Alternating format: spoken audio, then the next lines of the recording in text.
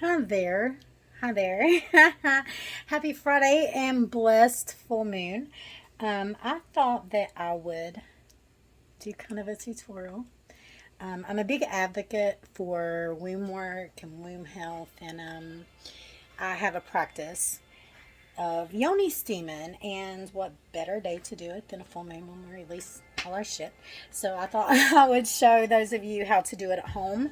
And if you don't have a honey pot or an herb pot, okay, so I started with moon water. Moon water is not necessary, though I would recommend that you use distilled or spring water, whichever you choose. Okay, so I bring it to a boil. Now my Yoni Steam, I mix mine up a little bit as far as my herbs. They may be different every time I do a Yoni Steam. I create mine with intention, or to support my intention. I'll share more about that, about the herbs underneath. Anyhow, this is a old crock pot that I use for mine. So I use about a quarter cup of herbs, and I pour my boiling water in.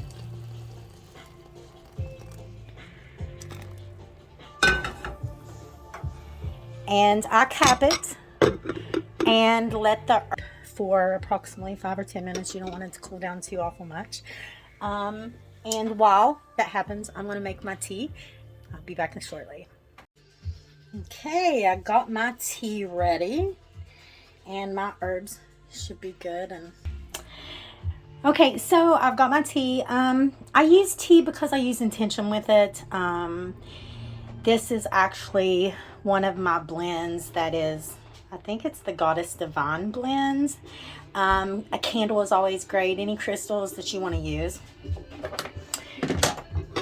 And since I have titanium in my legs, I can't quite squat all the way, so I come to my toilets, hashtag we make do here, and I take my honey pot, and I'm just going to sit it right in the toilet,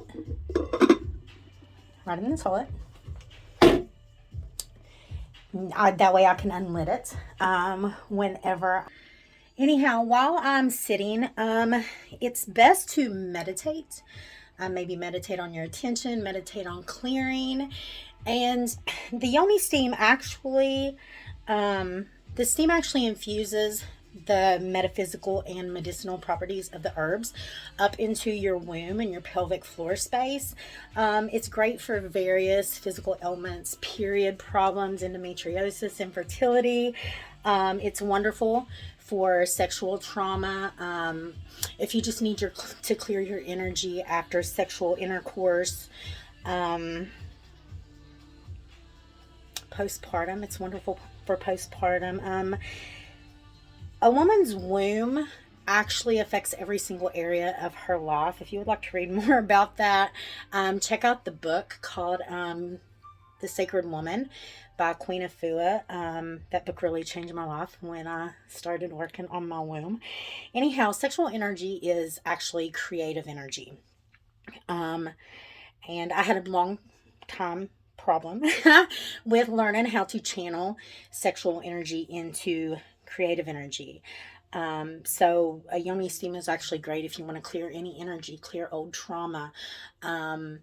It's emotionally healing as well as it is physically healing, meaning a lot of feelings might come up to be cleared while you're steaming. You can steam 20-30 minutes if you want, but it's best to set off a time and cleanse your space. Be sure to cleanse your space where you can devote that time to you and your divine feminine essence.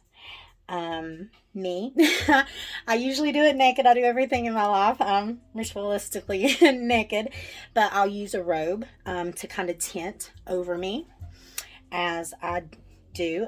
Sometimes I turn on music that supports the intention. Sometimes I'll do a sacral clearing binaural beats, or sometimes I'll just play loving music. whatever you choose to listen to. Reiki sounds, activations are great, but you want to make this spot as sacred as you possibly can. And you also want to do it because it relaxes you to the point like where you want to be able to relax afterwards, whether you have to do it of the evening so you can lay down and actually rest, and allow your body to integrate the healing. Also, I'm bad at video, y'all. I'm so much better writing. But anyhow, I'll try to add more down below, more information about the Yoni Steams and stuff. And the Yoni Steam is something that my apothecary does.